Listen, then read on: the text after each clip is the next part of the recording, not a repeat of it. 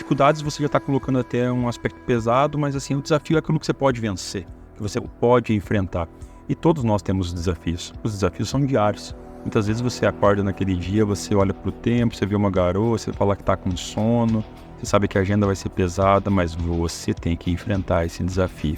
A única forma de você perder é quando você desiste. Costumo dizer dessa forma porque eventualmente os empreendedores chegam para os nossos programas de aceleração, de desenvolvimento, de habilidades e competências no mundo dos negócios e eles se sentem quebrados. Eles se sentem, eventualmente, eles realmente quebraram a empresa e eu costumo dizer que não se quebra a CNPJ antes de ser quebrado o CPF, que número traz. Em algum momento o emocional dele foi abalado. E é justamente sobre isso. Eu acompanho a gestão pública municipal há um bom tempo, né? Hoje eu ocupo o cargo de delegado de polícia, mas também estou ocupando o cargo de vereador da cidade. Sim. E a gente percebe como a cidade tem um grande potencial e deveria tratar muito melhor os microempresários, pequenos empresários e possibilitar, eu vou chamar quase como assim, uma fábrica de sonho, né? Porque tem muita gente boa nessa cidade. Tem. Essa cidade tem muitas pessoas com boas ideias, mas não sabem por onde começar.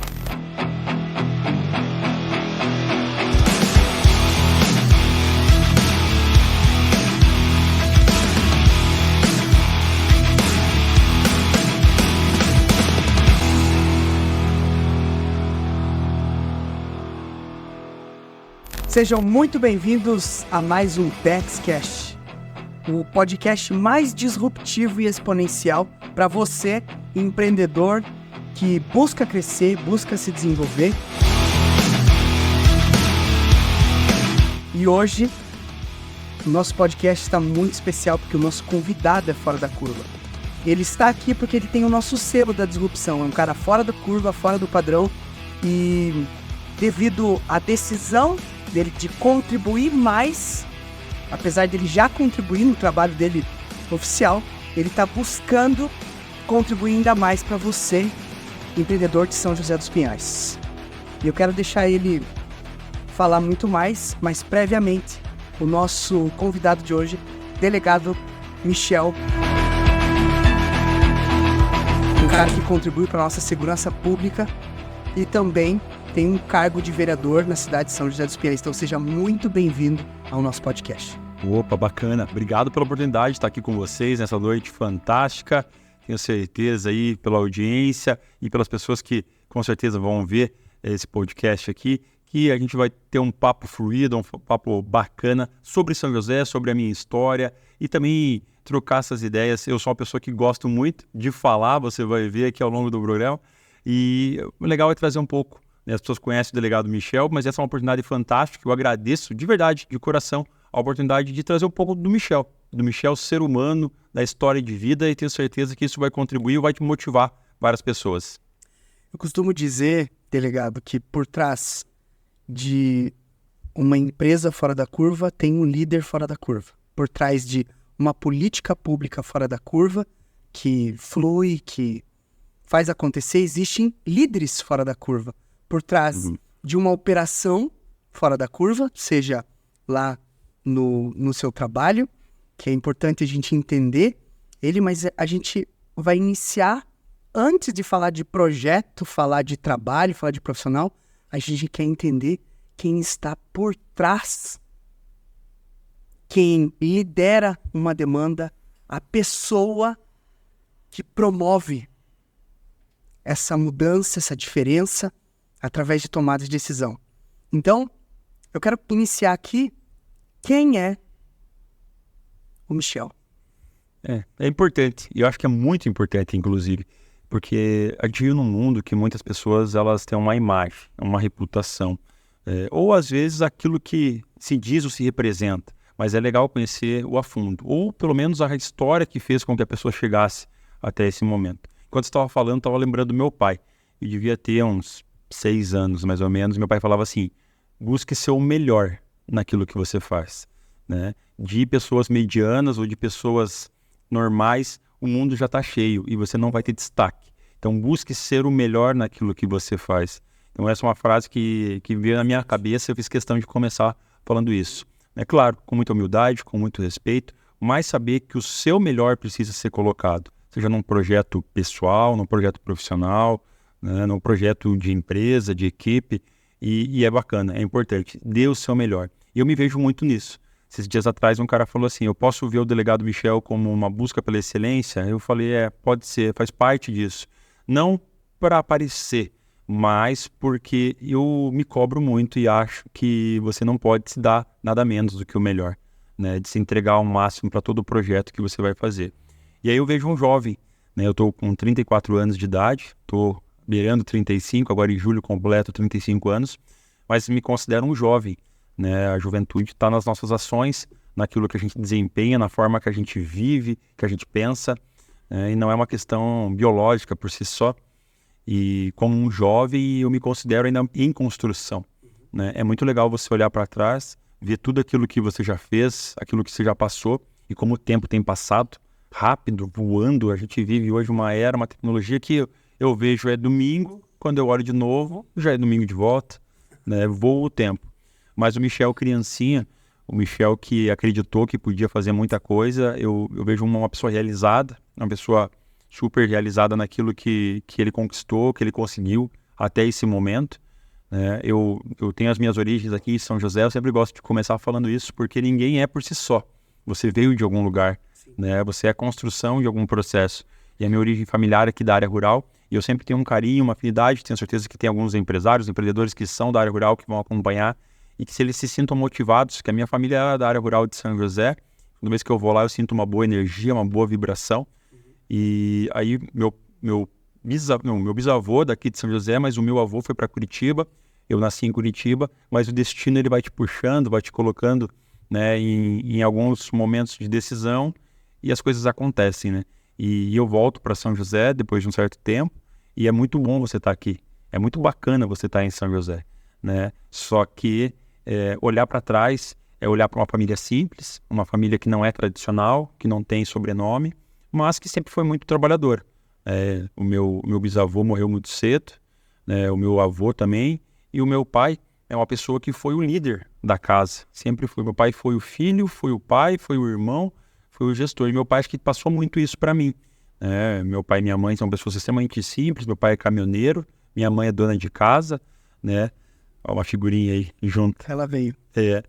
E a minha mãe é dona de casa, então meu pai viajava demais. Meu pai sempre viaja para o Mato Grosso, ele saía de casa, ficava 15 dias, 20 dias fora de casa, e eu com a minha mãe em casa. Então era uma família pequenininha naquele momento, né? Minha mãe e eu e meu pai quando voltava. Uma cena que marca bastante a minha infância é eu dando tchau pro meu pai indo viajar de caminhão, ele é motorista, tem um caminhãozinho, viaja para fora, e eu ficava com a minha mãe. Minha mãe traz aquela lembrança da seriedade, né, do comprometimento, fazia almoço, fazia café, tratava bem, cuidava bem, mas eram as coisas organizadas, limpa seu quarto, organiza, vamos cortar o cabelo, corta as unhas. Então aquela mãe que foi bem rigorosa, mas que é necessária, né, colocar os limites, colocar a disciplina, e fruto de uma infância de muita amizade, de muita correria. Eu adoro, cara, eu sou um cara ativo.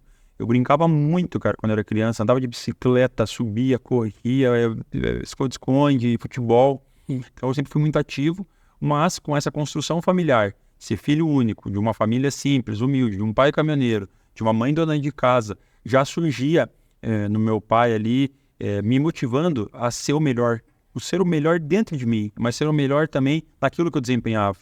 O meu pai sempre falava assim, Michel, você vai para a escola, você tem que tirar nota 10. Você não pode achar que o 9 é suficiente, que o 8 é suficiente. Você tem que buscar tirar nota 10. E eu ia para a escola e buscava, me dedicava, estudava um monte, cara. E ia lá tirar nota 10. Sim, tinha um combinado, inclusive. Quando eu tirava muita nota 10, eu podia escolher o restaurante. Depois, no final, eu escolhi o restaurante. Sou meio viciado em churrascaria, né? Eu ia bastante para churrascaria. E então, assim, eu fui uma criança que meu pai me orientou muito fácil. Eu vi uma realidade difícil, né? Eu via meu pai e minha mãe sofrendo para fazer o fechamento das contas, né? É a conta bancária, liga pro gerente, pede prazo no cheque, o cheque voltou. E eu fui vendo aquilo. E eu acho que é a realidade de muitos empreendedores, que no começo também sofrem. E eu entendi que o meu caminho estava sendo direcionado por uma questão de estudo, né? Eu não nasci numa família rica, eu não ia ganhar na Mega Sena, né? Isso é uma coisa difícil, mas eu entendi, eu vou ter que me dedicar. Se eu não me dedicar, a minha vida não vai acontecer, né? Ninguém quer as coisas fáceis. Acho que vocês aqui, vocês também orientam e dão um direcionamento para isso. Ninguém quer a coisa fácil, de mão beijada, a coisa que cai no colo. Mas você tem que entender que para esse processo, você precisa primeiro fazer a tua construção pessoal. Não, eu quero, tenho um sonho, eu vou correr atrás, vou me dedicar. Meu pai, quando eu era pequeno, falava, você tem que fazer faculdade de Direito. Vai fazer faculdade de Direito, você vai fazer um concurso. Eu não pude e não tive condições, mas eu vou te dar o máximo possível. E graças a Deus, com essa orientação familiar, eu tive essa construção de vida, uma construção que foi um bom aluno, sempre um bom aluno na escola, era o destaque sempre, naquela época podia colocar estrelinha dourada lá no quadro, então eu sempre estava em destaque e para mim era um sinônimo de felicidade, porque eu agradava o meu pai também, ser um bom aluno, mas eu também estava com assim, uma questão de orgulho também, né? Assim, poxa, que bacana, cara, eu estou sendo reconhecido pelo meu esforço, por ser o melhor aluno, por tirar a melhor nota. Isso para mim era gratificante demais. É a mesma coisa que um empreendedor, quando ele coloca dedicação, ele acorda cedo, ele vai dormir tarde e daqui a pouco, não é do dia para a noite, mas ele vê as coisas acontecendo. Quando ele vê o sucesso chegando, os clientes chegando, isso é muito bacana. Eu vejo muito a lei da semeadura no que você está falando, tá ligado?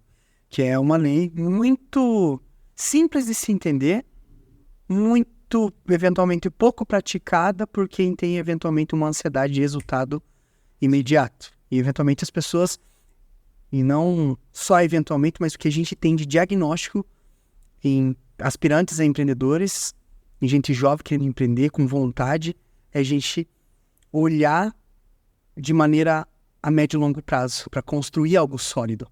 Então, ele é um plantio, é um dia a dia, é um preparar a terra, arar a terra, é um plantar as boas, é selecionar as boas sementes, claro. É plantar, é regar, para futuramente colher esse fruto. É uma jornada.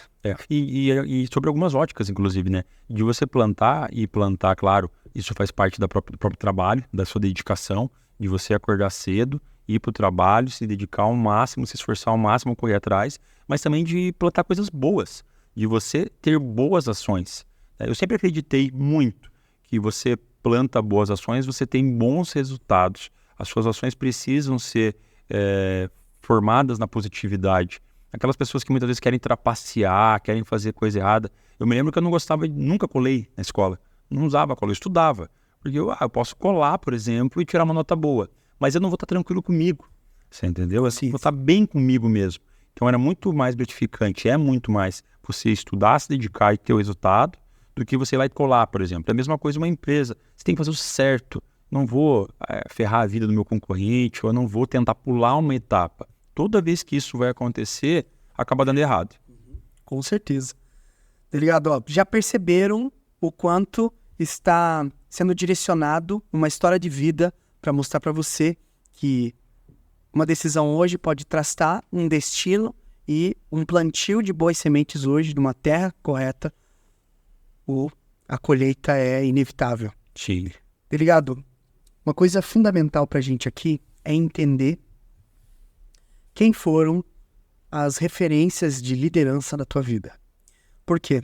A gente entende que boas referências, bons comportamentos, boas atitudes, boas inspirações, direcionamentos são fundamentais. Então, para que você, imaginando, olha, se fosse para mim avaliar todas as pessoas que foram referências para mim, liderança, seja na tua vida pessoal e profissional, tiveram pessoas que logo vem à sua mente e você já, esse cara aqui, ele teve essa contribuição objetiva e eu aprendi isso com essa pessoa e eu aplico até hoje de alguma forma no meu dia a dia. Quem foram as principais referências de liderança na tua vida pessoal e profissional e o que você aprendeu com elas e como você aplica na tua vida?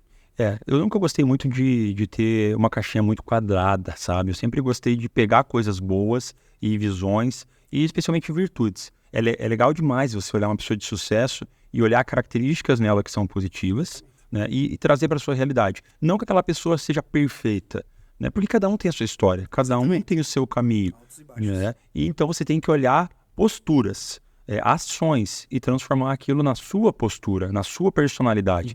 Não tem como falar diferente. O meu pai, cara, sempre foi uma referência para mim.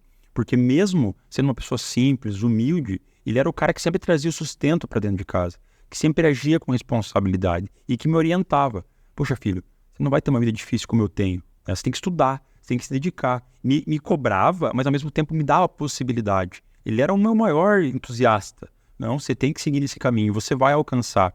E é como eu falei, quando eu tirava uma nota boa, não era para mim, muitas vezes era para ele. E ele ficava feliz com esse processo. Então, meu pai é exemplo de liderança, mesmo sendo uma pessoa simples. Meu pai não tem nem ensino médio, né? É uma pessoa extremamente simples. Né? E não foi uma pessoa de sucesso financeiro, mas é um sucesso pessoal dele, uma construção familiar, uma construção de bons valores.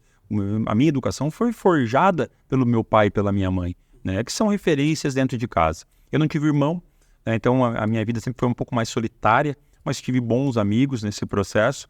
E eu sempre gostei de olhar os esportes, e o esporte ele é uma boa prática para você aprender a nível de liderança. Né? Eu, até dias atrás, agora, né, 1º de maio, completou 30 anos do falecimento do Ayrton Senna. Eu não vi o Senna correr muitas vezes, mas eu me lembro daquele domingo de manhã que teve a corrida. Eu lembro das pessoas chorando. E eu estudei muito ao longo do tempo, eu estudei pós-morte a vida do Senna. Cara, o cara era uma referência. Não tem como ser, porque o cara buscava. Primeiro, ele acreditava que ele podia fazer mais. E ele falava que quando ele chegava no limite dele, ele entendia que ele ia um pouquinho além, que ele podia ir um pouquinho além. E eu vejo isso. Tem muita gente que se entrega muito fácil. O cara chega num limite, não pode falar assim, que deu. Não.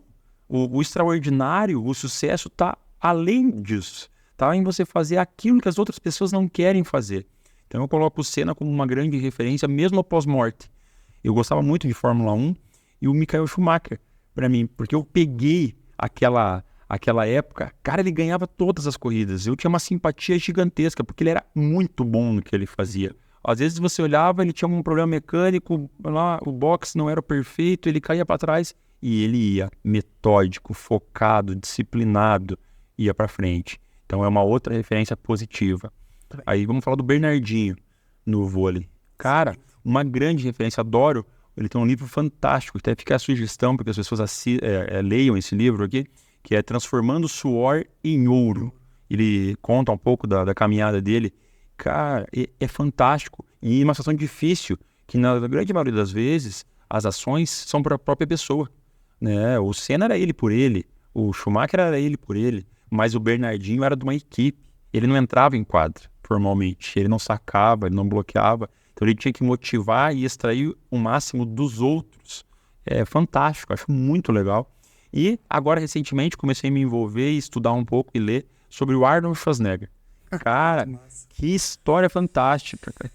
Assim, um cara que veio da Áustria, um cara que... Estou lendo, inclusive, um livro dele agora, que o nome é Seja Útil. E ele fala sobre isso, assim, a tua vida não vale nada se você não for útil para você mesmo, para as pessoas que estão ao teu redor e para você construir uma história. Um cara que foi, né, que veio do exterior, que foi fisiculturista campeão, o cara foi protagonista de melhores filmes e o cara virou governador da Califórnia. Meu Deus. Então são algumas referências citando aqui. Excelente. Claro, como eu disse, não que eu ache, porque eles também erraram, também não foram perfeitos. Mas se a gente extrair as coisas boas dessas pessoas e trazer para a nossa realidade, e eu coloco isso em xeque sempre. Né? Eu tenho alguns valores que são inegociáveis para mim, que são posturas. Um deles é a disciplina. Você tem que ser disciplinado. Não vai ser fácil, meu querido. Você vai ter que acordar cedo, ir para academia, você vai ter que sair no frio, na chuva, senão você não vai pegar o corpo que você quer, senão você não vai emagrecer. Pegou, empreendedores. O que eu vou te falar, por trás de uma empresa de sucesso, um CNPJ de sucesso, tem um CPF de sucesso. Justo.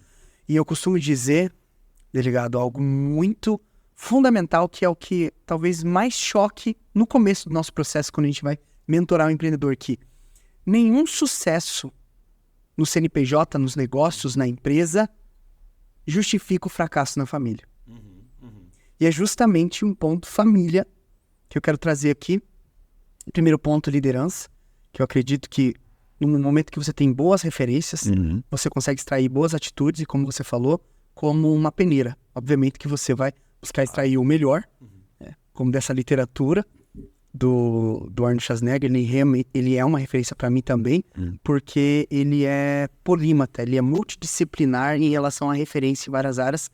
Eu costumo dizer que o empreendedor, ele precisa, em termos de habilidade e competências, me pergunto, Celso, o que eu preciso ter para angariar um sucesso, ter um resultado fora da curva? E baseado no que a gente construiu até hoje, também vim de Piraquara, cidade da região metropolitana de Curitiba, nasci de lá, e a minha família, os primórdios, são daqui, de São José dos Pinhais, a família Miglioreto. A minha trisavó veio para cá, italiana, fazia um vinho, vendiam. Ela se tornou uma referência para mim depois que minha avó contou a história dela, né?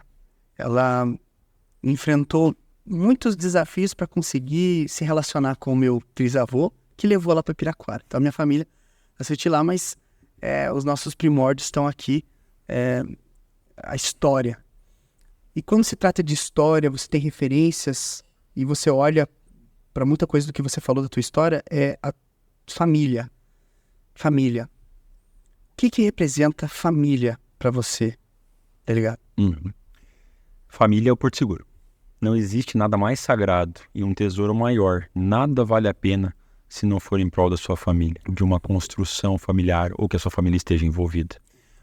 Eu lido com muitas pessoas. Eu vejo o crime quase todos os dias. Eu atuo, né, vendo pessoas mortas, pessoas que foram violentadas, mulheres que foram agredidas todos os dias. E eu sempre vejo que o que está faltando, né, são bons valores familiares, uma boa construção familiar com respeito, né, com uma boa formação de princípios, de amor dentro da família. E para mim isso é uma coisa muito importante, né? Se nós estamos aqui agora, se meu filho, minha filha ligarem para mim, eu paro tudo que eu estou fazendo, porque eles são a minha prioridade, até mesmo porque eu coloquei eles no mundo, né? A gente fez uma continuidade, então a gente tem responsabilidade, comprometimento, envolvimento, mas tem amor, né? Tem carinho, não há nada, não tem alegria maior. Eu sou casado há 14 anos com a Caroline. Caroline é meu grande amor. Nós estamos casados há 14 e nós estamos, né, juntos há 16. Eu tenho 34. Então, bem dizer, metade da minha vida atual até agora, um pouquinho menos, eu passei ao lado da Carol. E a gente construiu uma família. Que muitas vezes lá atrás, quando você olha no primeiro momento, você não imagina aonde vocês vão chegar. Mas até antes de vir para cá, eu estava em uma outra reunião, ela estava participando e a gente estava falando sobre isso. E olha onde a gente chegou. E será que ia ser diferente se fosse de outra forma? Eu acredito que sim, né? Era para ser dessa forma, era para nós termos enfrentado os desafios que a gente passou. Então eu valorizo muito o aspecto familiar, eu valorizo demais. Eu sou um cara muito assim, fechado a nível de família. Eu vejo as pessoas que eu vou ter amizade, eu vejo as pessoas que vão se aproximar, porque assim, a gente vê muita maldade no mundo. A gente vê várias pessoas ruins. Eu lido com isso, inclusive, mas nada é melhor, nada é mais gratificante do que você ter uma família calcada dentro de uma casa, de você ter um teto para você morar, ter princípios e valores, de você ter um alimento dentro de casa, de você ver seus filhos estudando, crescendo, evoluindo. Então, eu acho que isso, para mim, assim, é o principal. Para mim, a família é tudo, né? Hoje eu não me vejo sozinho, eu não sou mais.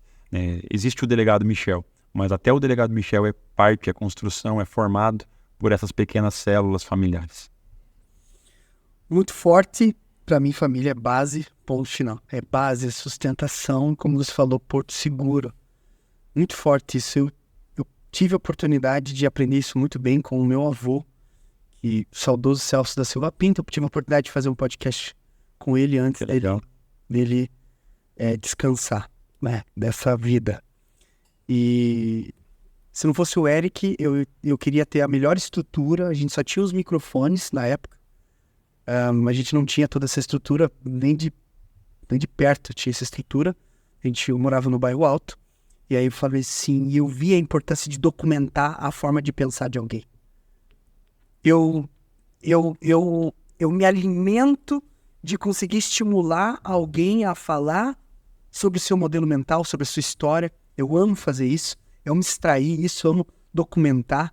E eu sei que a forma do meu avô pensar era muito diferente, fora da curva, mediante ao pouco estudo dele.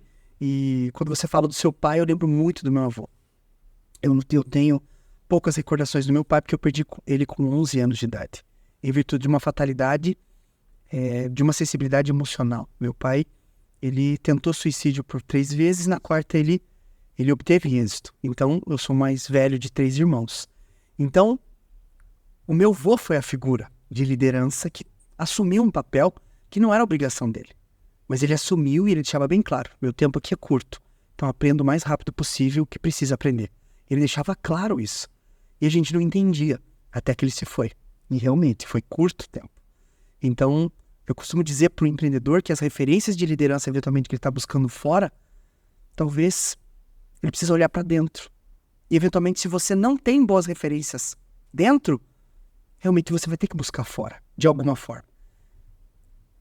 Quando se trata de modelo mental de pensamento, você vai modelar alguém, você vai buscar uma atitude, um comportamento, e eu trago aqui perguntas focadas em liderança, família, porque isso nutre o resultado do empreendedor.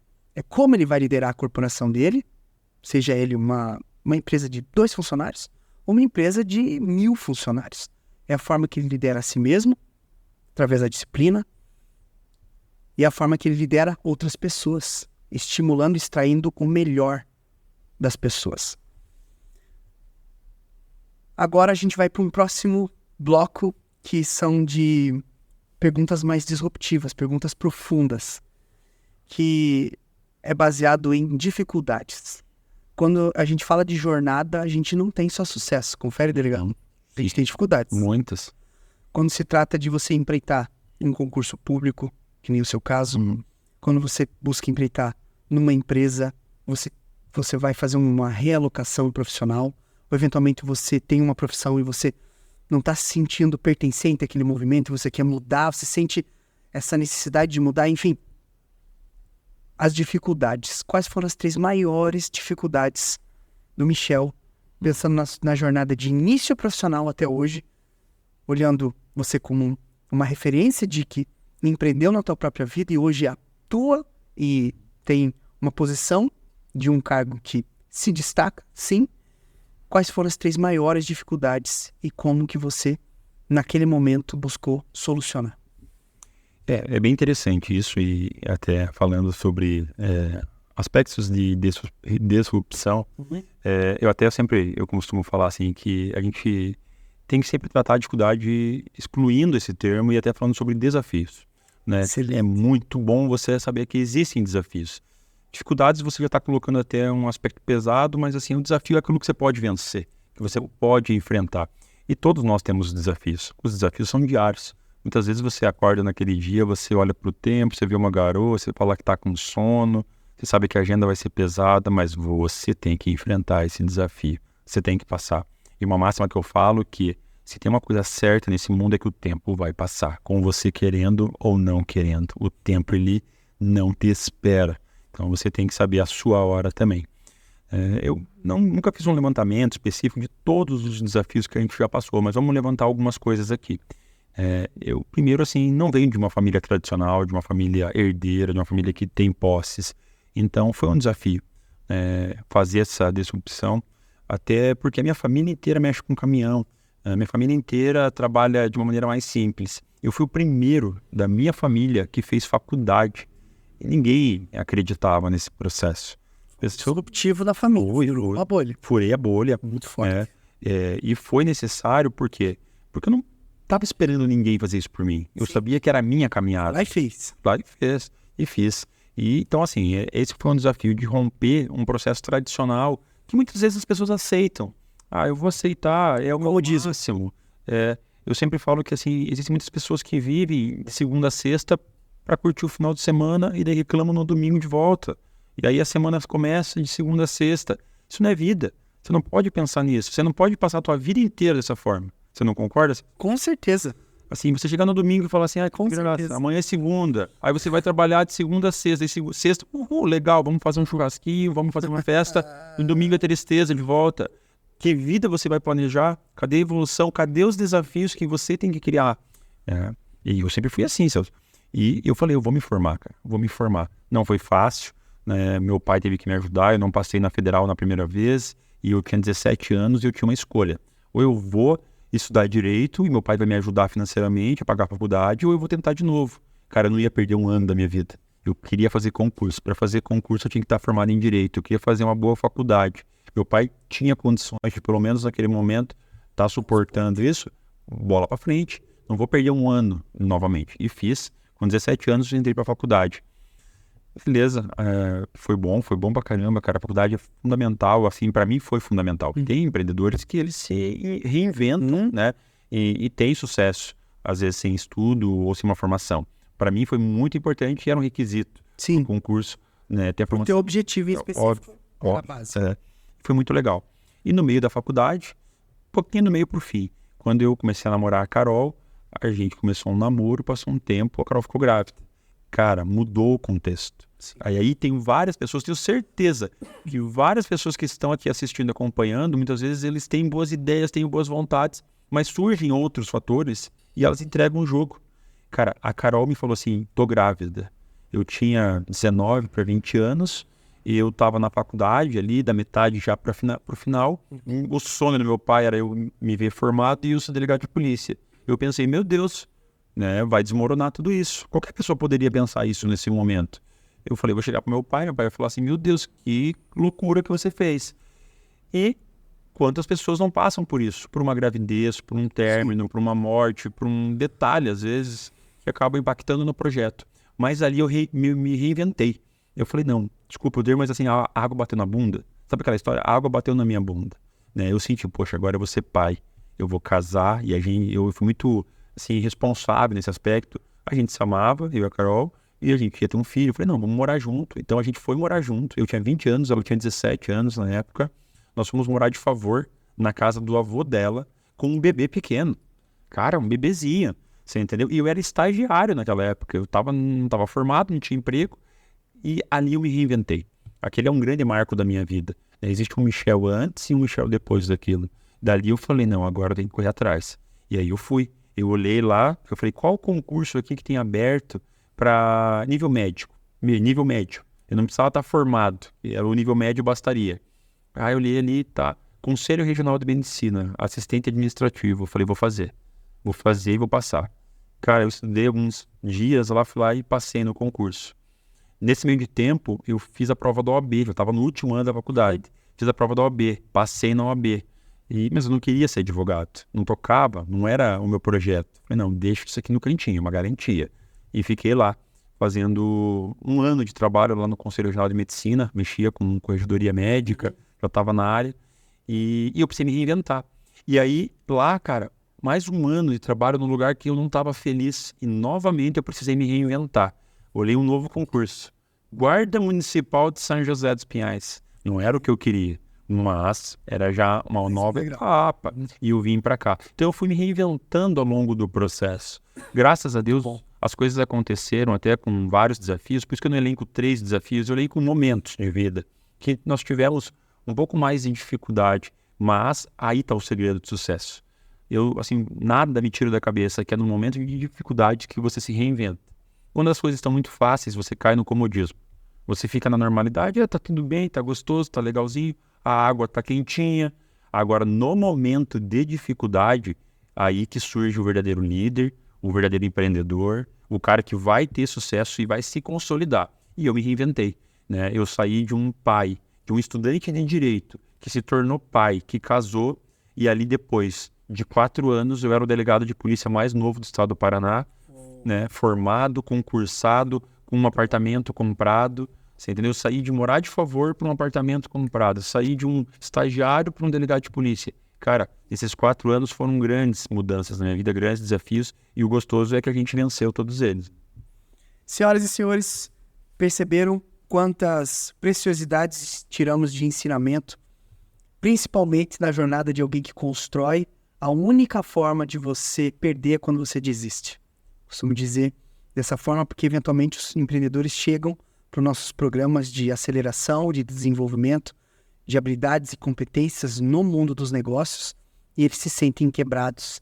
Eles se sentem, eventualmente, eles realmente quebraram a empresa e eu costumo dizer que não se quebra a CNPJ antes de ser quebrado o CPF, que não por trás. Em algum momento o emocional dele foi abalado. E é justamente sobre isso. Quando se trata de fazer um diagnóstico no empreendedor, a gente faz uma anamnese estratégica de perfil de comportamento e a gente vê forças e fraquezas, faz uma análise SWOT ali, de forças, fraquezas, oportunidades e ameaças do comportamento dele. E a gente percebe que o maior inimigo de um negócio pode ser o próprio líder, o próprio empreendedor. Ele pode estar minando o próprio negócio, o próprio projeto, com alguma forma de pensar, com algum jeito de se comportar e, eventualmente, vou falar claramente, muitos empreendedores não estão evoluindo, crescendo, se desenvolvendo em virtude do orgulho. Por orgulho, por ausência de humildade de buscar conhecimento. E a inteligência emocional é uma habilidade fundamental que a gente treina nos nossos empreendedores. E para você, Michel, a inteligência emocional como habilidade e competência para resultados é importante? Não é? Fundamental? Não é? E quando se trata na tua jornada como líder, como delegado, você lidera, certo? Fala um pouco sobre essa liderança e, eventualmente, a inteligência emocional aplicada. Eu vejo que a vitória, o sucesso, ele tem que nascer primeiro na tua cabeça. Você tem que visualizar ele na sua cabeça, né? Com uma inteligência, com controle, com estratégia. Se você não consegue construir um projeto vitorioso, um projeto de sucesso, que você materialize ele primeiro na sua cabeça e tenha habilidade, né? Você não vai para frente. Eu tenho uma frase que eu gosto muito e é uma postura de vida que eu faço, que é o seguinte: eu termino tudo aquilo que eu começo, né? E eu acho que no mundo empreendedor, no mundo empresarial, muitas pessoas acabam parando na metade do caminho. Você falou uma coisa que é muito importante: o sucesso não vai vir no dia seguinte. Você não vai abrir uma porta, vai começar um negócio e no dia seguinte você vai estar muito bem, vai pagar todas as contas. Isso é um processo. E você precisa ter força mental para entender que você vai passar por esse processo. Quando eu falei que eu me tornei o delegado mais jovem do estado do Paraná com 23 anos, isso não caiu do céu ali naquele momento. Eu tenho um sofá lá em casa e ele está até hoje lá, é uma referência. Esse sofá ele ficou torto, né? Ficou com um buraco de quantas e quantas vezes que eu estive deitado, sentado, estudando. E naqueles momentos, porque aquele momento ninguém vê, todo mundo vê agora, o delegado, todo mundo vê agora o resultado. Puxa, eu queria tanto ser um delegado, mas ninguém quer pagar o preço. Das manhãs que eu acordei de madrugada, a Carol levando o Murilo, que é o nosso filho mais velho, para a crechezinha, ela ia estudar na faculdade e eu ficava lá das 6 da manhã até as 6 da tarde, sentado naquele sofá, com o notebook, olhando as videoaulas, estudando. E o bendito do sofá tá lá em casa, com aquele buraco, porque para mim símbolo virou um símbolo, virou um símbolo. Tinha uma professora na faculdade que ela falava: você quer pagar a pena da cadeirinha? Qual que é a pena da cadeirinha? Senta a sua bunda na cadeirinha e vai estudar. Claro, fazendo um comparativo com a minha área, que é a área do estudo, da formação e também, né, do concurso, mas o empreendedor é a mesma coisa. Ele tem que pagar a pena da cadeirinha. Ele tem que evoluir, ele tem que botar energia, mas primeiro ele tem que estar preparado emocionalmente para isso. Uma coisa que me entristece demais, Celso, demais mesmo, aqui em São José especialmente, eu vejo várias portas abrindo. Comércio, empresas, e elas não duram. Não duram, é assim, é 1 mês, 2 meses. Aí chegamos num ponto fundamental. E daí muda, e me entristece, cara, me entristece. Eu tenho os meus caminhos, né? Eu sou meio rotineiro, assim, eu gosto de fazer os mesmos caminhos e tal. E eu olho numa esquina, abrir uma lanchonete. Ou, tomara que dê certo, eu penso assim, tomara que dê certo, essa pessoa está colocando recurso dela, energia dela, tempo dela, isso tem que frutificar. Cara, passa 2 meses, virou uma farmácia.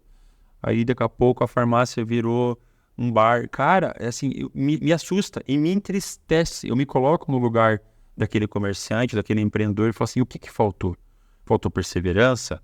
Faltou estratégia, habilidade? Ou será que faltou muitas vezes inteligência emocional para ele ser forte nos momentos da dificuldade, para buscar o conhecimento, para saber o que estava à disposição dele, uma linha de crédito, parcerias, Então, assim, são detalhes que você com certeza tem muito mais resposta para essas questões. Exatamente, é por isso que a gente está aqui. É por isso que a gente está aqui. Que bom que a gente já trouxe para esse assunto.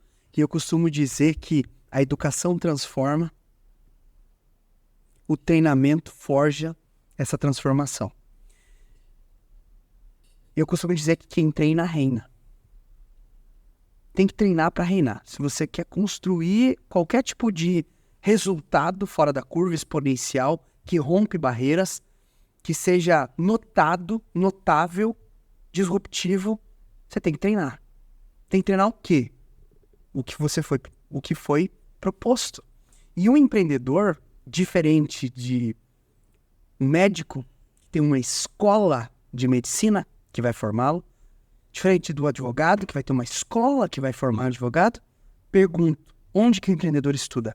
Onde que o empreendedor aprende sobre inteligência emocional?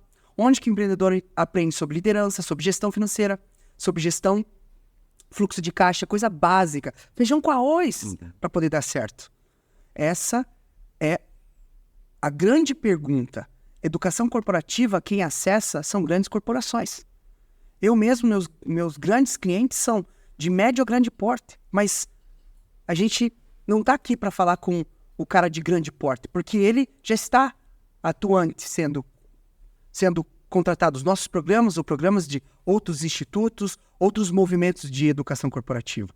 Porque lá eles tiveram a luz de um líder que já foi treinado para construir seu conselho, para construir o seu movimento de crescimento. Mas vou te falar, o jogo aqui é a gente olhar para o pequeno empreendedor que movimenta 85% da economia do país, e especificamente em São José, os comerciantes e, eventualmente, os aspirantes a empreendedor que talvez não tomam a decisão de empreender por algum tipo de medo, por algum tipo de receio e por falta de clareza mental e de educação, de ele seguir uma trilha, um caminho que mentores, guias que já trilharam esse caminho possam conduzi-lo e dizer assim, ó, é por aqui. Assim como bons professores que eu tenho plena convicção que você teve na tua vida para te formar, que você é hoje.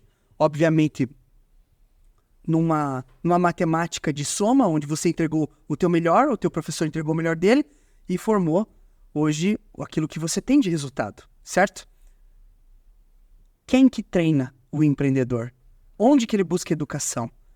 A nossa máxima, a nossa premissa e a nossa visão de futuro é construir uma escola EAD, que ele possa ter trilhas de mentalidade, inteligência emocional, liderança. E eu fico imaginando, só imagine, empreendedor, você tendo acesso a uma trilha de desenvolvimento empresarial, desde o começo, desde a concepção do teu negócio, até uma visão clara dos teus primeiros 10 mil de faturamento, 20 mil, 50 mil, 100 mil, meio milhão, 1 milhão de faturamento. Que tipo de arquitetura de gestão você precisa ter para construir isso? Eu fico pensando, eu fico imaginando e idealizando isso, não como um sonho, mas como um projeto, como uma meta, como um objetivo. Construir uma trilha que o empreendedor possa ser guiado. Assim como o médico é guiado nas escolas de medicina, assim como o advogado é guiado nas escolas de direito, assim como o engenheiro é guiado nas escolas de engenharia. Por que não uma escola, uma universidade, uma faculdade do dono, uma faculdade do empreendedor, uma universidade? E qual que é o primeiro passo? A gente usar a nova economia, marketing digital, internet, plataformas digitais, para que o empreendedor possa ter acesso através do quê? De um olhar público para isso. De um olhar visionário, que é super factível construir isso. A pergunta é, que tipo de olhar você tem, delegado, para um pequeno empreendedor em termos de guiá-lo para ele enxergar, talvez, o que ele não está enxergando através da educação? Como que você enxerga a educação como um modelo de transformação da cidade? É extremamente importante. E o que a gente observa muitas vezes, né? Eu acompanho a gestão pública municipal há um bom tempo, né? Hoje eu ocupo o cargo de delegado de polícia, mas também estou ocupando o cargo de vereador da cidade. Sim. E a gente percebe como a cidade tem um grande potencial e deveria tratar muito melhor microempresários, pequenos empresários, e possibilitar, eu vou chamar quase como assim uma fábrica de sonhos, né? Porque tem muita gente boa nessa cidade. Essa cidade tem muitas pessoas com boas ideias, mas não sabem por onde começar. E a gente precisa passar essa peneira em todas elas, pegar aquilo que realmente é palpável, é construído e que necessite muitas vezes de um empurrão. A prefeitura, e aí eu falo da gestão pública, que é possível esses empurrões serem molas propulsoras para o crescimento, né? Não dá mais para a gente falar assim, não, vai lá e tenta a sorte. O que eu vejo muitas vezes, Celso, boas ideias, bons sonhos, boas vontades, mas que acabam se afundando muitas vezes por falta de educação, por falta de treinamento, por falta de direcionamento. Eu quero acreditar que quando uma pessoa decide iniciar uma empresa, um comércio, né, e abre isso, ela não quer que finalize, ela não quer encerrar no mês seguinte, ela não acredita que aquilo não vai dar certo. Ela coloca muitas vezes a energia da família dela por completo. Quantas pessoas que muitas vezes vão fazer empréstimos, financiamentos, entram em dívida, porque elas acreditam que aquilo ali vai se materializar, que vai trazer bons resultados. E o que a gente vê muitas vezes, na grande maioria até, é que acabam às vezes sucumbindo, porque falta, né, como você disse, o treinamento, né, os princípios doutrinários que mostram todo o projeto dessa forma. Tem que ter um mínimo necessário, tem que ter um lastro. Não adianta você construir a casa se você não fizer a estrutura de fundação. E é isso aí. Você não adianta achar que você vai ter uma grande empresa, um grande comércio, se você não tiver a base bem estruturada. Eu já conheci pessoas, embora não seja do meu ramo específico, mas a gente conhece, visita muitas pessoas. As pessoas acham muitas vezes que eu alugo um ponto e vou começar a trabalhar. Ela não pensa que tem uma parte burocrática, documental, que ela tem que fazer, liberação de alvará. E aí começam a vir os problemas e é por isso que muitas vezes se fecha, né, um empreendedor do dia para a noite. E aí que eu falo, nós temos que ter molas propulsoras, né, que ajudem essas pessoas. E a gestão pública tem que se preocupar com isso. Tem que se preocupar, porque nós estamos numa cidade que tem um número grande de habitantes, mais de 330 mil habitantes. Tem muitas pessoas que já têm um vínculo empregatício, mas tem muitas pessoas que querem empreender, que elas têm ideias, que elas querem sair, né, e serem donas do próprio negócio. E aí que surge, né, boas ideias, coisas que a gente não viu. Você falou muito sobre a questão aqui digital. Meu Deus, hoje até aqui o podcast é um exemplo, levar conhecimento para as pessoas. E a gestão pública pode, como você falou, criar uma escola. Pode, né? Com certeza eu acredito nisso que é viável. Tornar uma escola, porque eu acredito, e eu sou um exemplo vivo, que se você educar, se você treinar, se você formar, você extrai o melhor de cada um. E como nós temos potencial, São José, além de ser uma fábrica de boas ideias, tem consumo, né? As pessoas consomem São José, elas querem. E se a ideia for boa, se o produto for bom, claro que vão consumir. E é muito gratificante a gente que está aqui em São José. Me entristece até algumas vezes, por exemplo, quando você tem que sair de São José para ir até Curitiba, para fazer uma compra, para usar um serviço, para ir num restaurante, sendo que a gente tem aqui potencial para tudo isso. Mas muitas vezes precisa da polarização, do incentivo. E eu falo assim, essa sua ideia, esse comentário é fantástico, para uma escola.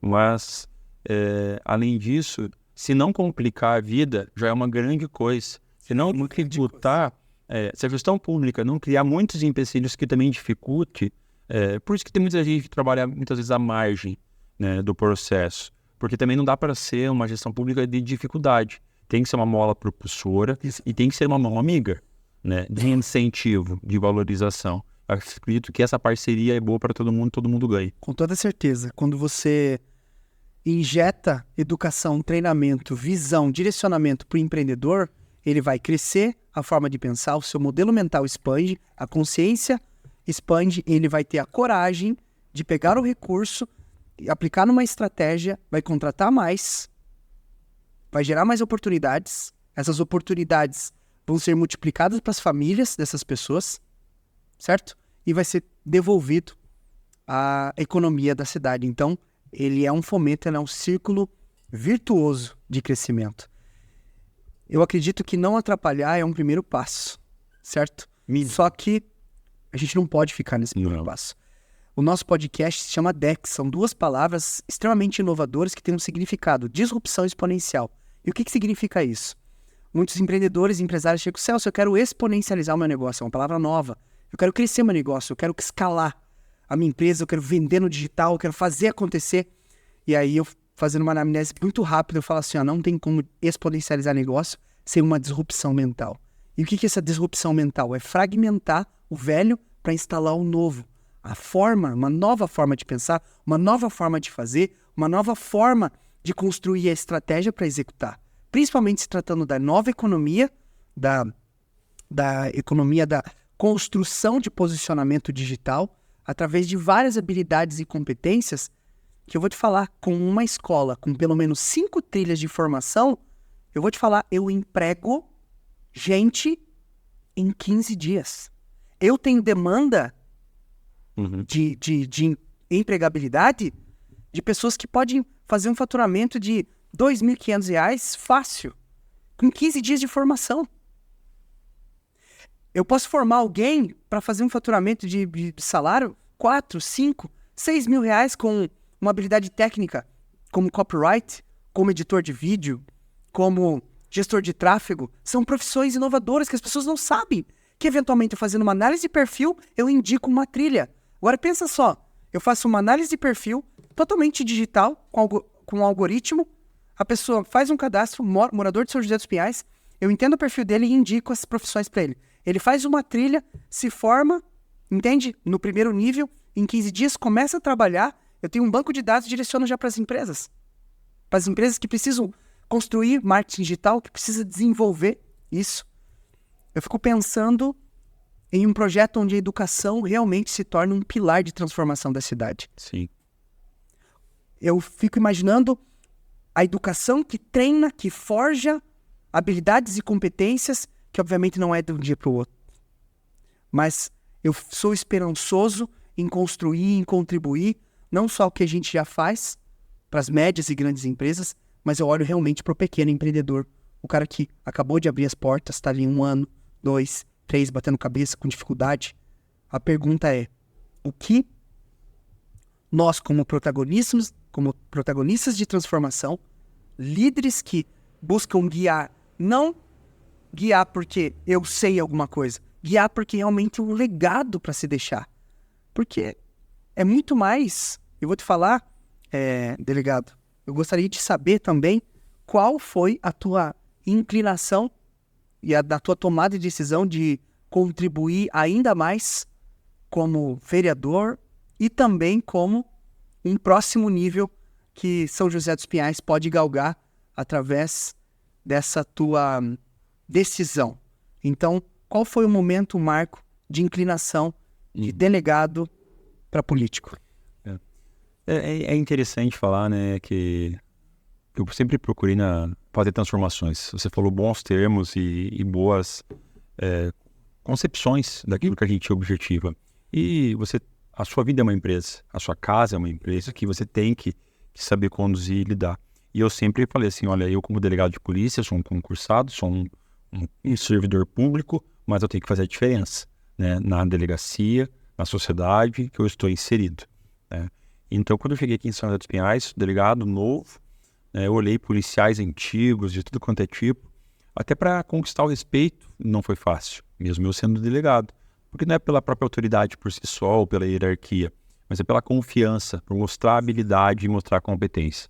E nós chegamos aqui em São José, uma delegacia histórica, quase pré-histórica, que ficava em frente ao supermercado Condor ali, na rua Norberto Brito.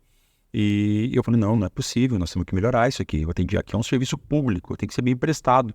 E a gente fez readaptações, legal, mudou. E faz parte desse contexto de você fazer a diferença. Muito bom. E eu percebi uma realidade. São José tinha um tema que era a terra da bala. Ia muita gente. No primeiro ano aqui, quando eu cheguei, analisando, conhecendo, né, a parte de segurança, eu fui guarda municipal em São José, então eu conhecia uma realidade, depois como delegado investigando o crime. Uma jornada da segurança pública. Nossa, um conhecimento gigantesco, prático e teórico, né, e operacional de tudo isso. eu vi que tinha muito homicídio em São José. Cara, era demais, muita gente morrendo. A cada 3 dias morria gente. Passava 3 dias, morria gente. A gente tinha um mês com 10 homicídios. E isso gera um passivo gigantesco de investigação, mas também gera assim, uma sensação de insegurança gigantesca na cidade. O comerciante se afeta porque morreram na esquina do comércio dele. É horrível, é horrível. Sem falar nos crimes patrimoniais, que são o que afetam a grande maioria das pessoas. Falei, não, a gente tem que melhorar índices. A gente tem que entregar índices porque a segurança ela também é palpável, através não de sensação. Sensação é aquilo que, parece. Não, mas índices são materiais. Falei, nós temos que reduzir o número de homicídios em São José. E a gente baixou o número de mortes, a gente reduziu o número de roubos e furtos. Nós reestruturamos a polícia, nós geramos credibilidade, né, na sociedade. A Polícia Civil, todo mundo tinha um pé atrás. E não, as pessoas começaram a confiar no trabalho. Eu fui para a rede social e é muito importante. Isso que a gente está fazendo aqui, levar informação, expor a cara mesmo. Sim. E eu levei a Polícia Civil para a internet, eu fazia lá através do meu perfil solicitação de denúncias, falava dos crimes e as pessoas começaram a participar, se envolver. E graças a Deus a gente chegou em 2019 com uma redução muito grande, né? Nós entregamos em 2019 com 60 e poucas mortes, metade quase do que estava acontecendo em 2015, que eram 120 mortes aproximadamente, arredondando os números. É uma redução gigantesca, é muita morte, porque a gente prendeu, trabalhou. Só que eu comecei a entender uma coisa, eu falei assim, eu estou chegando tarde, né? A polícia, ela trabalha em consequência social. Ela trabalha quando o corpo já está esticado, quando a casa foi roubada, quando o comércio foi estourado. Falei, não, peraí, nós temos que trabalhar em prevenção. E foi uma mudança de chave na minha mentalidade. Uma, porque eu não me sentia representado dentro da Câmara Municipal ou dentro da gestão pública com pessoas que tinham inteligência e conhecimento sobre segurança para discutir sobre segurança. E os investimentos vinham da gestão pública. Falei, peraí, não tem ninguém me representando de verdade, então eu tenho que ser uma opção. Segundo, né, eu falei assim, eu me tornei delegado muito novo, como eu comentei, e eu falei, cara, o que eu vou fazer agora da minha vida? Eu preciso me reinventar também, né? Eu vou ser o cara que vai trabalhar de segunda a sexta para fazer o churrasquinho no final de semana? Não, eu não posso me tornar aquilo que eu também quero, né, combater. Falei, não, eu sou um cara movido a desafios. Eu falei, entrar para o mundo político e transformar uma realidade, porque o senso comum política não presta. Os políticos são corruptos, a política é suja. Eu falei, não, eu vou entrar lá e vou fazer a diferença. Eu vou provar que é possível fazer uma política séria, honesta, com princípios e valores. E vou me reinventar também. Eu vou evoluir, eu vou para uma nova fase. E eu vi uma grande oportunidade na política, de ajudar mais as pessoas. Porque como delegado, poxa, eu tenho uma grande ajuda. Eu contribuo, só eu sei a alegria e a felicidade de você prender um assassino e olhar nos olhos de um pai e de uma mãe e ver a alegria. Não vão ter o filho de volta, mas o criminoso foi punido, foi responsabilizado. E isso é gratificante demais. Agora, eu entrar no meio político e ajudar a construir prevenção para que aquela pessoa não morra, investimento, e me reinventar também, e evoluir um pouco mais. E aí eu virei a chave e falei, não, eu vou dar essa oportunidade. E é muito legal você se reinventar, você aceitar um desafio. Eu adoro. Eu estava escovando o dente com a mão esquerda. Por que eu tô falando isso? E, cara, a gente faz a mesma coisa todo dia, cara. A tua vida, ela é feita de uma rotina, beleza. Mas você tem que agora olhar para o lado e falar, o que eu posso fazer diferente? O que eu posso me treinar diferente? Eu adoro esporte, cara. Falei, vou fazer aula de Muay Thai. E comecei a fazer Muay Thai durante um tempo. E eu falei assim, a gente precisa se reinventar. E você tem que ter uma meta. Você tem que olhar e falar assim, olha, nem que seja por um tempo. Durante tantos dias, tantos meses, Desafio. Eu vou me desafiar a fazer uma coisa diferente. E eu entrei para a política para isso. Cara, e foi gratificante demais. Claro que eu sofri preconceito de pessoas que, um delegado de polícia que está indo para a política, mas eu estava tranquilo com a minha consciência, né, com aquilo que eu acredito. Falei, não, eu vou para lá para fazer essa diferença. Me candidatei a vereador em 2020, cara, e foi uma campanha muito, assim, bacana de se fazer. Por quê? Porque eu não sou político, eu sou concursado, tenho uma carreira, sou delegado de polícia, e só que foi legal você ver as dores das pessoas, você gerar esperança e expectativa nas pessoas, você fazer um trabalho sério e honesto. Graças a Deus, eu sou muito tranquilo, eu não precisei pagar um centavo para ninguém, eu não colei adesivo a troco de cinquentão, eu não dei gasolina, e, no final, eu fui o vereador mais votado da cidade. olha que grande... Olha só. Controverso, né? Porque Uma quebra de padrão. Foi disruptivo isso. Foi, com certeza. Eu mesmo, cheguei no final, eu não esperava ser o mais votado. A gente trabalhou, se dedicou muito, mas a gente sabe que existem vários aspectos e personagens que acabam agindo de outra forma. Sim. Mas você chegar no final e você ser recompensado com o primeiro lugar na quantidade de votos, então, assim, dá uma felicidade gigantesca, uma alegria enorme, mas ao mesmo tempo, né, para quem é comprometido, para quem... uma responsabilidade gigantesca. Eu falei, poxa, a maioria da população de São José confia no meu trabalho, espera do meu trabalho e agora eu tenho um dever de agir. E foi uma coisa bacana demais, que eu sempre falei isso, eu falei, eu não vou deixar de ser delegado. Né? Eleito vereador, continuarei. E fiz isso. Eu estou há 4 anos trabalhando, né, de delegado de polícia e de vereador, compatibilizando essas funções. Então eu trabalho de noite, trabalho sábado, trabalho domingo, faço uma escala de compatibilidade de horários, estou na Câmara e assim, eu me sinto muito tranquilo com aquilo que eu me comprometi a fazer e aquilo que eu tenho feito. De ser um fiscal do orçamento público, do dinheiro público, de ser um parceiro da população. Eu sempre falei que os representantes da população, que são os vereadores, eles precisam olhar para a população. Eles não podem olhar para o próprio umbigo. Eles têm que olhar para a população e falar assim, eu estou aqui por vocês. Eu estou aqui para representar os anseios de vocês, as dores de vocês. Se o político olha para o próprio umbigo, cara, acabou. Acabou. É a mesma coisa que a empresa que está fechando as portas. Aí ele vai trabalhar para dentro, ele não trabalha para fora. Então eu tenho assim, muita felicidade de olhar para trás agora, ao longo desses 4 anos, e ver o trabalho que a gente ajudou a construir de fiscalização, de fortalecimento das boas práticas em São José dos Pinhais. E é muito gratificante. Na mesma intensidade que eu prendia assassinos e tinha a alegria de olhar nos olhos da família, que estava um pouco mais tranquila com esse processo, a hora que você vê um projeto de lei teu sendo aprovado, e esse projeto de lei não é um nome de rua, não é uma coisa que não vai mudar o mundo, não, é um projeto sério, que foi construído, que foi pensado com pessoas técnicas. Nós buscamos conhecimento de vários setores para produzir uma lei. E é preciso que o político tenha noção que uma lei é muito importante. A lei vai influenciar todos daquela cidade, no caso dos vereadores, e você fez lei através do seu conhecimento, da sua educação, da sua formação, de boas ideias, você transformou a sociedade através de uma lei. Cara, é uma grande responsabilidade, uma grande alegria. Fico muito feliz de exercer essas funções. Com toda certeza. Eu não sei você, mas eu gosto muito de saber o significado das coisas. Então eu fui buscar o significado, né? Quando eu entendi o significado de empreendedor, eu falei, cara, eu sou isso. Eu via muita gente falar lá atrás, eu servi o exército por 4 anos, eu me incorporei no 5º Batalhão de Intendência, ali na Ponte Preta, depois eu fiz o curso de cabo no 20º Batalhão de Infantaria Blindada, foi um dos cursos mais ralados que eu fiz, e depois eu fiz o CFST, foi o curso de formação de sargento temporário, e aí eu fiz o concurso. Aí eu não cumpri o curso de sargento temporário e fiz a ESA, Escola de Sargento das Armas. E eu entendi que, de alguma forma, era ali que eu ia contribuir.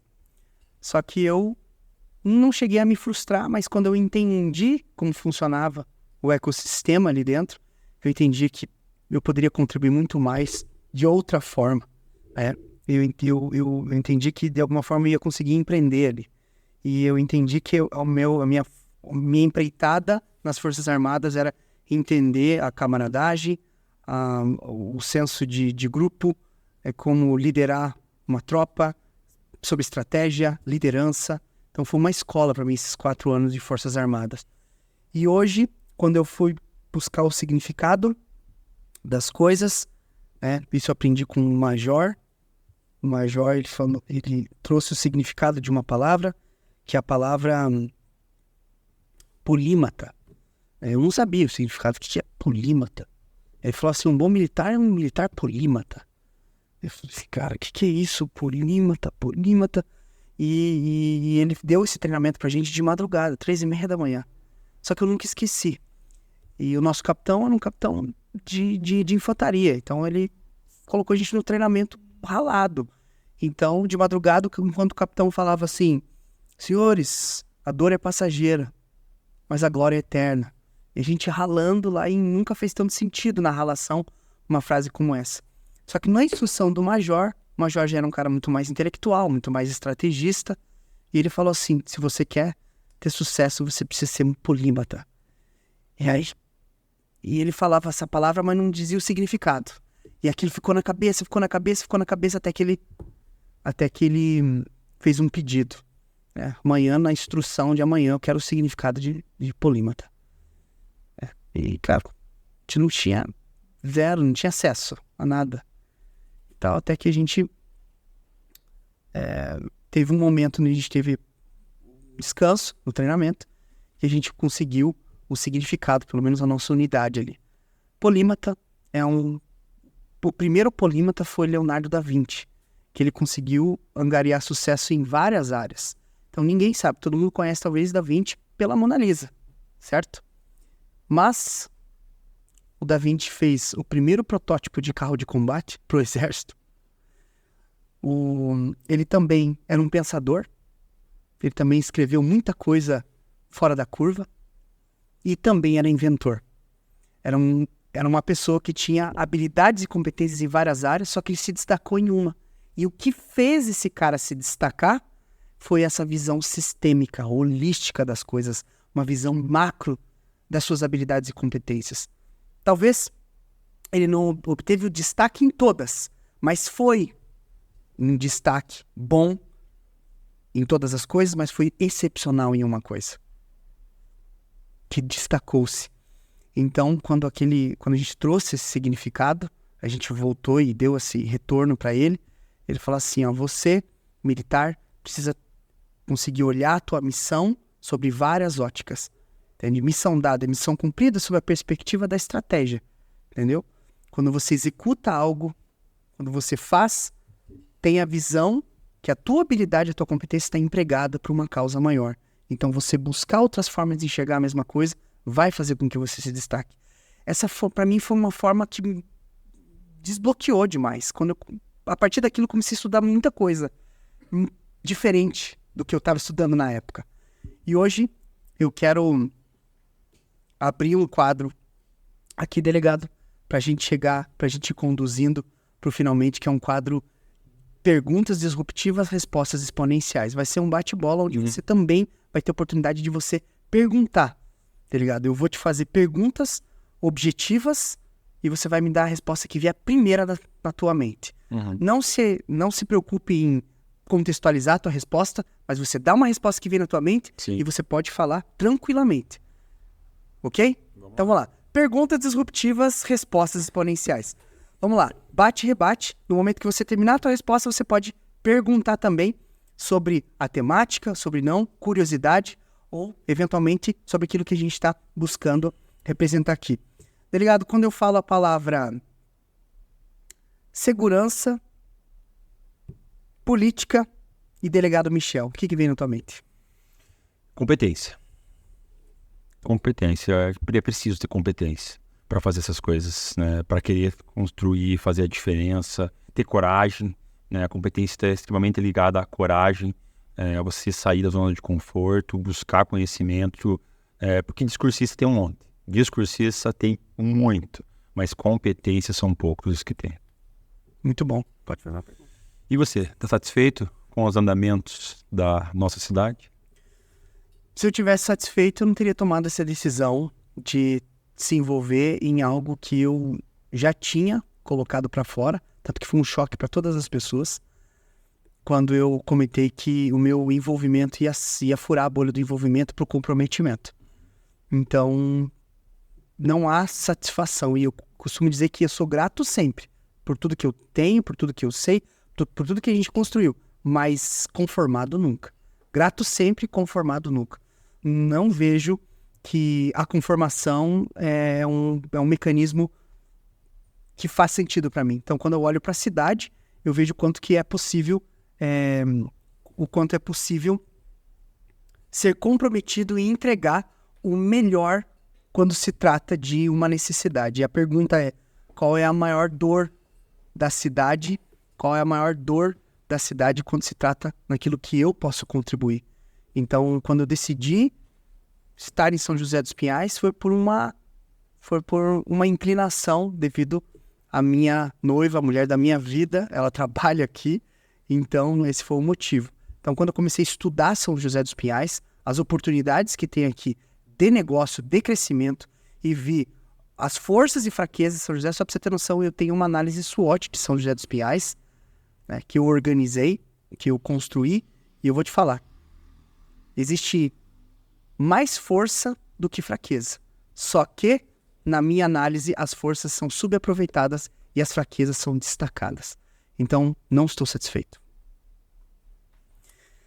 Delegado, quando eu falo de uma cadeira que envolva poder, influência, liderança, e você estando nessa posição de influência, de poder e liderança, o que São José dos Pinhais, seja na cadeira que hoje você está, mas numa cadeira que envolva mais responsabilidade e mais poder, o que São José dos Pinhais pode esperar de você?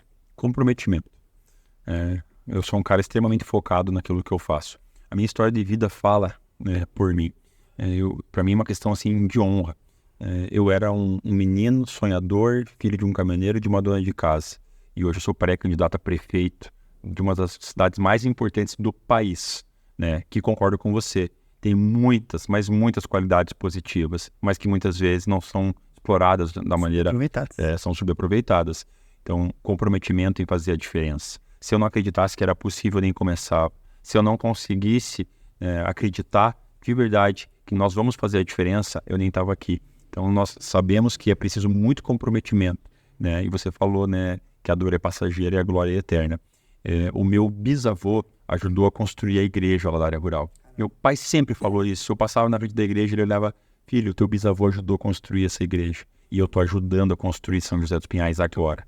Eu tenho certeza que lá na frente alguém vai olhar para agora e vai lembrar disso, né? Eu costumo falar que eu não tenho vaidade, né? Eu sempre fui um cara muito pé no chão, né? Sou um cara de amigos, sou um cara de família, sou um cara de ideias, sou um cara que acredito muito nas pessoas, né?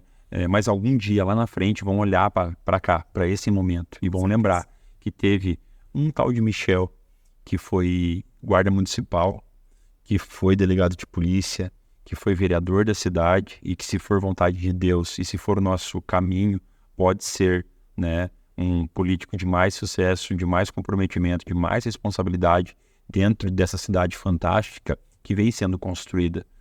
São José, é tão legal morar em São José dos Pinhais. Eu que tenho uma história, uma raiz aqui, é tão legal estar aqui nesse momento e é tão legal a gente estar podendo orientar o futuro de São José dos Pinhais. A gente não concordar com alguns aspectos e falar, não, peraí, eu não vou aceitar isso, né? E você veja a responsabilidade. São poucas pessoas que têm coragem, disposição, né, de fazer esse enfrentamento, de querer colocar a mão, colocar a cara e falar assim, eu não estou feliz, não estou satisfeito, eu quero uma coisa diferente, né? E isso é preciso, isso é necessário. Eu falo que eu respeito muito o processo histórico. Eu olho para trás e respeito tudo aquilo que já aconteceu e que chegou até aqui. São José chegou até aqui, né? Podia ser muito melhor, pelo potencial que tem, pelas pessoas boas que tem, pelas empresas que tem, pela riqueza que tem. Mas nós temos que olhar para frente, respeitar o passado, ok, fazer uma grande reflexão de um momento, como você falou, quais são as oportunidades dessa cidade, quais são os riscos, o que nós temos que agir e construir uma nova história. Eu tenho usado um termo que é muito interessante, né? São José é um livro e agora nós temos que virar a página dessa história que já foi construída e pegar a caneta e começar a construir a nossa história, um novo futuro. Eu tenho certeza que com boas pessoas, com boa competência, com dedicação, responsabilidade, comprometimento, a gente escreve um futuro mais bonito, mais próspero, com pessoas mais felizes em São José dos Pinhais. Isso para mim é muito materializável. Eu consigo enxergar isso, acreditar nisso, e é isso que a gente se propõe a fazer. Pegaram empreendedores de São José dos Pinhais, manda, delegado. Você acredita que os empresários podem ter mais sucesso se a política for favorável e dialogável com esses empresários? Com toda certeza, desde que tenha uma mudança profunda de mentalidade, de postura, mediante ao empreendedor e o empreendedor mediante a política. A política precisa mudar a postura mediante o empreendedor, só que o empreendedor também tem que mudar a tua postura mediante a política. Lá atrás, o Eric tá aqui de prova, e eu deixei muito bem claro, eu falei assim, cara, uma coisa que você muito provavelmente não verá é o meu envolvimento direto com política. E ele tá aqui para ver, e por quê? Eu tenho que explicar o porquê que eu estou neste momento, não voltando atrás, porque eu não tenho compromisso com um erro, né? E eu vou te falar, quando eu entendi o significado, quando eu entendi mais uma vez o significado da palavra política e o entendimento do ecossistema de produtividade que alguém diferente lá pode refletir para a cidade, o significado da palavra vereador, o significado da palavra prefeito, o significado da atuação. E eu vou te falar, quando eu olhei para isso e quem foi que me guiou nessa foi o Samuel, um cara fora da curva. É bom um abraço, né? Deixa um abraço pro Samuel Pinheiro, um grande parceiro nosso. Samuel Pinheiro, um abraço, você vai acompanhar com certeza o podcast. Com toda certeza. Um líder. Grande líder. Um cara que é líder fora da curva. Formado, bem estruturado, é multifatorial. Ele é um polímata. É, polímata. Com certeza. E é um grande parceiro nosso do projeto. Exatamente. Então o Samuel me trouxe essa visão que eu precisava, que ele quebrou os não nem preconceitos. Eu tinha conceitos formados. Eu não tinha preconceito com política. Eu costumo dizer, você tem preconceito com política, Celso? Não, eu tenho conceitos formadinhos sobre. Não é preconceito, meus conceitos são formados.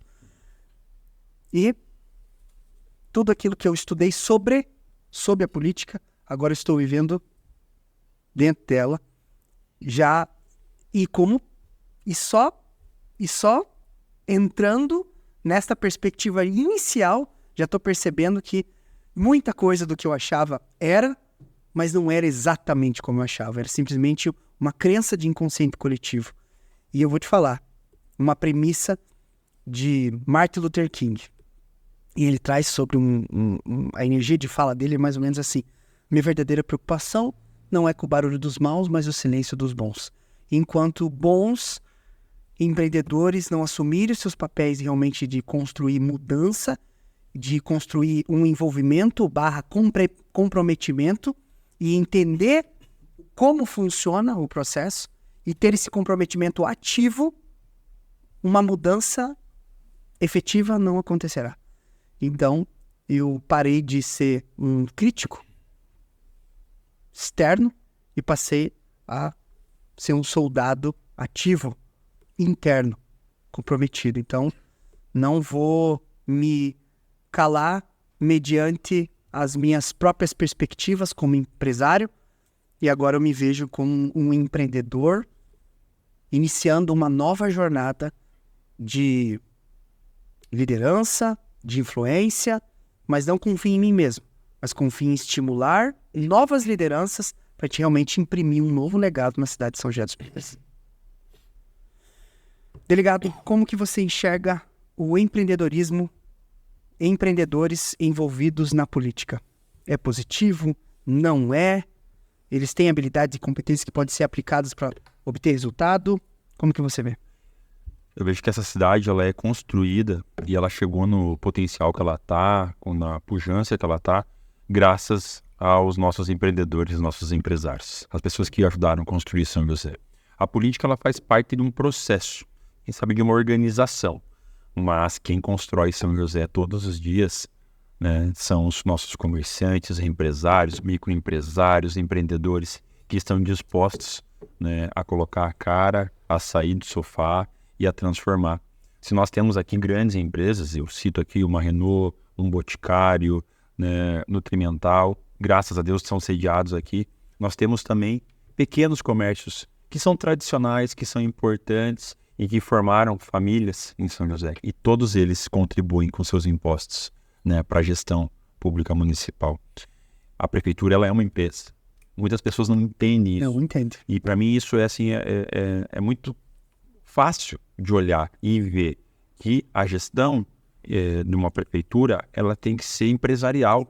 Você tem que colocar as pessoas certas nos cargos certos e exigir resultados e metas como qualquer outra empresa. Não ser uma promotora de cabide de emprego, gente que tá ali encostado. Não dá. Eu falo que a existência da prefeitura, aí você pode olhar lá para o passado e pensar por que o Estado existe, a mão oculta, a mão invisível do Estado e as teorias, e né, a gente estuda bastante sobre isso, mas a prefeitura existe para organizar essas regras do jogo e contribuir para o avanço da própria sociedade, né? Ela não pode ser uma dificultadora do processo, ela não pode criar barreiras nesse processo, né? E as pessoas têm que ser mais felizes, né? Eu acho que só faz sentido a existência de uma prefeitura que seja parceira, que seja construtiva e que ao final o saldo seja de felicidade, de pessoas felizes, porque ninguém quer nada de mão beijada.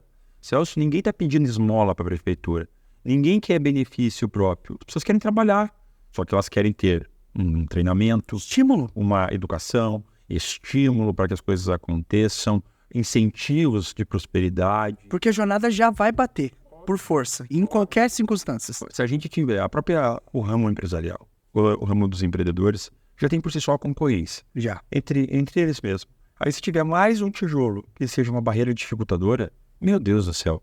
Né? Então aí a gente tem que inverter esse processo. A gente tem que fazer a lógica empresarial para a gestão pública. Eu tenho pós-graduação em gestão pública. E também gestão de segurança pública. Então a gente entende também essa situação. E a gente tem que trabalhar com políticas públicas de acompanhamento dessas políticas públicas, análise de resultados. O que eu percebo muitas vezes é que as pessoas esquecem que a gestão pública existe para as pessoas, não para o próprio umbigo, como eu já falei, ou para o próprio bolso. Né? Muda-se governo, muda-se gestão, e as pessoas começam, agora vamos criar um plano milagroso. Espera aí. Você tem que ver o que está sendo feito. Você tem que analisar aonde você quer chegar. Juntar essas pontas. Trazer a sociedade que é participante. E sempre não esquecer, né, que governos são passageiros. A cidade, a sociedade, as empresas, né, são duradouras. Elas ficam independentes. Eu estava esses dias aqui, não é para ser propaganda, mas é só citar, tomando café na manhã no Tio Rock, que fica ali na frente da caixa d'água. As pessoas de São José conhecem o Tio Rock. Cara, o Tio Rock é uma referência. É uma portinha pequena, uma lanchonete, é o cafezinho. E tá lá há tantos anos. Ficou, permaneceu, sobreviveu até a ausência ali. Tinha o terminal ali na frente. Então, assim, aquilo vai continuar existindo. Independente de gestão, de mudança. E aí que nós temos que ver qual é o papel que a prefeitura está fazendo para que mais Tio Rocks existam em São José, cresçam. A cidade está crescendo. Hoje a Borda do Campo tem potencial para ser uma cidade, tem muitos habitantes. O Guatupê tem potencial para ser uma cidade. Então a gente tem que entender esse contexto, trabalhar as regionalidades, as suas peculiaridades de cada ponto e contribuir.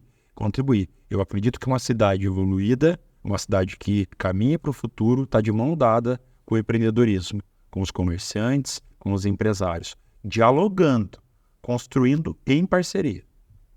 Muito bom. Manda a última rodada. Para concluir aqui, você está preparado para ter frustração nesse processo político e saber que muitas vezes aquilo que você acredita, que você pensa, não é aquilo que o poder dominante vai executar? E como você pretende lidar com isso? Com inteligência emocional, e eu acredito em Deus.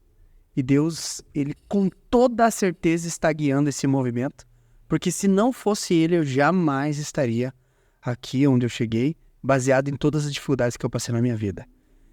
Então, as passagens da minha vida me forjaram para estar exatamente onde eu estou, e eu acredito nesse fator como uma causa maior do que eu. Eu simplesmente vou ser um vetor, vou ser um veículo e vou ser um através. Não vai ter um fim em mim, nem o começo nem o fim. Eu vou ser simplesmente um duto de através, um veículo para estimular mais gente a se envolver. Eu tenho certeza que quando eu iniciar muito mais forte a nossa comunicação, do meu comprometimento nessa empreitada, só de comentar com algumas pessoas e ao ver o burburinho, já tem pessoas, cara, não acredito, é sério. E essas pessoas com essa com essa surpresa, elas vão ser convertidas para essa forma de pensar, de estarem comprometidas. Mas Pode Mas falar. só para complementar, na verdade a minha pergunta é mais focada em você eleito. Uhum. Você tendo esse compromisso e as pessoas colocando você nesse cargo, você sabe que muitas vezes não vai ser do jeito que você gostaria que fosse, ou que você tem um poder limitado, né? Nós sabemos a sua boa vontade, sua dedicação e sabemos que você vai se doar ao máximo, mas eu consigo imaginar você lá na frente, você sentado numa cadeira, por exemplo, de vereador. Você está preparado para a frustração naquele momento? Naquele momento, não é o da derrota ou da vitória no processo, mas naquele momento de você ver que muitas vezes não é tudo aquilo que você imaginou ou a facilidade que você imaginou, porque é um processo. Né? É um processo. Eu acredito que a frustração, ela é um mecanismo de expectativas desalinhadas. Então, se eu coloco uma expectativa desalinhada em um ideal, eu vou me frustrar. Entender? É a ausência de inteligência emocional. Então, eu estou preparado para não ferir os meus valores, mas para articular o que eu precisar de habilidade e competência. Então, não é de motivação que é construído uma boa gestão. É construído de habilidade e competência e construção. Então, como um processo, eu acredito que vai ser parte do processo eu também entender, estando lá dentro, como um vereador, oficialmente, fiscalizando e trazendo o significado da atuação de um vereador, que é ser a vereda da cidade. Vereador vem de vereda, que é trilha, é um caminho para olhar para a cidade, fiscalizando, observando, construindo, desenvolvendo novos projetos, novas formas de enxergar e ver e realmente a gente ser o futuro. E mais uma vez, como um veículo. Então, se eu estou preparado para a frustração, com toda certeza, porque eu estou colocando a expectativa o mais correta possível. Última pergunta, delegado. E essa pergunta, ela envolve algo de dentro para fora. É essencial. O que tem dentro do delegado, dentro do Michel, que é pai, que é esposo, que é líder, que é uma referência? Se eu fosse metrificar, se você fosse metrificar em palavras, uma frase, num conceito, o que é a essência do Michel? Eu vejo assim, que dentro de um cara que tem um foco muito grande, uma disciplina, uma dedicação muito grande, tem uma vontade gigantesca de deixar um legado. E de olhar para trás, naquele último suspiro que todo mundo diz que passa e a vida vem como um filme na sua cabeça. Você olhar para trás e deixar um legado. Você falar assim, eu não passei em branco. Eu não perdi oportunidades, né? Eu não me arrependo daquilo que eu fiz. E você ver que você foi útil para esse momento. Nós estamos aqui de passagem. A gente veio para um propósito. A cada dia a gente está aqui para ser útil, para ser transformador. Mas isso vai acabar um dia. Todos nós, né? A certeza que eu falei que o tempo vai passar, né? O tempo está passando. E quando a gente chegar lá naquele momento final, você olhar para trás e falar assim, eu fiz parte da história. Eu deixei o meu nome registrado, né, na história. Então isso nos motiva. Eu tenho 3 palavras que eu carrego comigo. E quando eu estava estudando nos meus concursos, no momento que eu falei, eu passei 2 anos depois de formado. Então eu fiz 5 anos de faculdade, mais 2 anos estudando para concurso público, até o momento que eu tive o êxito, né? E eu tenho certeza que vários empreendedores estão aqui passando por esse processo. É um processo de transformação. E tem o processo. O processo é doloroso, é difícil, mas você tem que saber onde você quer chegar. E eu escrevi essas 3 palavras, que não são da minha construção, eu aprendi, mas eu internalizei essas 3 palavras. Eu escrevi elas, eu plastifiquei e eu coloquei na porta do meu quarto. Toda vez que eu acordava de manhã cedo, eu olhava para essas 3 palavras e eu sabia onde eu queria chegar. E essas 3 palavras ficam aqui a título de conselho ou exemplificativo, cada um pode criar suas palavras. Mas uma delas é perseverança. você tem que ser muito forte. Você tem que saber que não vai ser do dia para a noite, que as coisas não vão acontecer no estalar de dedos, mas que você vai ter que se reerguer quantas vezes forem necessárias, né? O Elon Musk não se tornou o que ele é na primeira invenção dele. E eu tenho certeza que, na nossa realidade, o dono do Boticário não fez aquela empresa num piscar de olhos. Então você tem que ser perseverante, tem que enfrentar as dificuldades. Essa é a primeira palavra. A segunda palavra é disciplina. Vai depender do seu comprometimento. Durante o tempo que eu estava estudando para o meu concurso público, eu cortei várias coisas da minha vida. Eu deixei de fazer várias coisas da minha vida, porque eu sabia que era um processo e que eu precisava passar. Eu acordava cedo, eu estudava bastante, no final de semana não tinha passeio, né? Não tinha festa, eu estava ali num propósito. Então eu tive muita disciplina. É fazer o que precisa ser feito da forma que precisa ser feito. E por fim é fé. E essa fé ela tem dois aspectos. É a fé, primeiro, claro, no ente superior. Eu acredito que se você não acreditar em Deus ou no ente superior, que faça sentido a tua existência ou o seu propósito de vida, ou que te dê energia e força suficiente para você fazer um enfrentamento, né? Não tem nem sentido a vida. E segundo aspecto da fé é que você precisa acreditar em você mesmo. Ninguém vai sentar lá para você, no meu caso, e pegar a caneta e fazer a prova do concurso para mim. Ninguém vai sentar na cadeira de vereador e fazer aquilo que eu preciso fazer. Ninguém vai sentar lá na porta da sua empresa e fazer a sua função. É você que tem que fazer e você tem que acreditar que isso é possível, que isso vai dar certo, né? Que você vai realizar. Então, eu sempre ajo com essas três palavras, com perseverança, com disciplina e com fé. E aí vem sucesso. Sucesso é uma consequência. Sucesso é a consequência de tudo isso que a gente diz. Que é o resultado, é o famoso fruto do processo. Muito bom.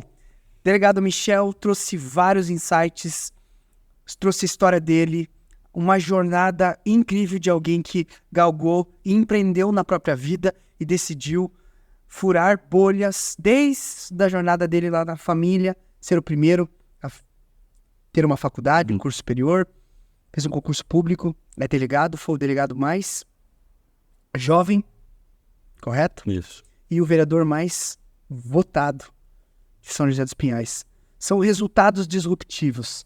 E eu quero dizer para você, empreendedor, que você, através de uma decisão, pode mudar totalmente o teu destino. Só que o jogo não está na decisão, está na perseverança de você firmar o seu propósito de mudança e através de treinamento, através de mentoria, através de desenvolvimento pessoal, através de mudança de mentalidade, você pode transformar os seus resultados. Delegado Michel, a gente fecha o nosso podcast de uma forma, não podia ser diferente. Você vai olhar para aquela câmera ali, ó, no fundo dos olhos de todos os nossos empreendedores que assistiram o nosso podcast, e você vai deixar um recado que você poderia aplicar nos dois seguintes contextos. Num outdoor gigante, como uma mensagem gigante, e também essa mesma frase se aplicaria num epitáfio, numa lápide. Uma mensagem que pode ser final, mas também uma mensagem de começo. Uma mensagem que se aplique nesses dois contextos, olhando nos olhos de todos os empreendedores que estão nos assistindo. É importante. Eu acredito que cada um vai construir a sua própria frase. E são momentos, e são fases, né, da sua vida. Nesse momento, eu olho para a câmera ali e eu falo, a história ela é construída por corajosos, por pessoas que estão dispostas a fazer aquilo que a grande maioria não quer ou não tem coragem de fazer. Agir com perseverança, disciplina e fé, o resultado é uma consequência. O sucesso sempre virá. Uou! Fechamos com chave de ouro e agora eu olho nos seus olhos, empreendedor, e você sabe como eu fecho sempre, e eu sempre vou estar aqui, enquanto tiver fôlego de vida, eu vou estar aqui para ativar você, para te lembrar que você é muito maior do que você imagina, você é muito maior do que os olhos podem ver. E eu fecho te dizendo que o mundo jamais saberá aquilo que somente você poderia fazer e comunicar. Tem uma mensagem no fundo do seu coração, tem uma ideia, tem uma empresa, tem um próximo nível, tem algo aí dentro de você que precisa ser arrancado para fora através de uma decisão e através de coragem. Muito bem falado aqui pelo delegado Michel. E lembre-se, quando a tua mente muda, teus resultados mudam. Tamo junto e bora pro próximo nível.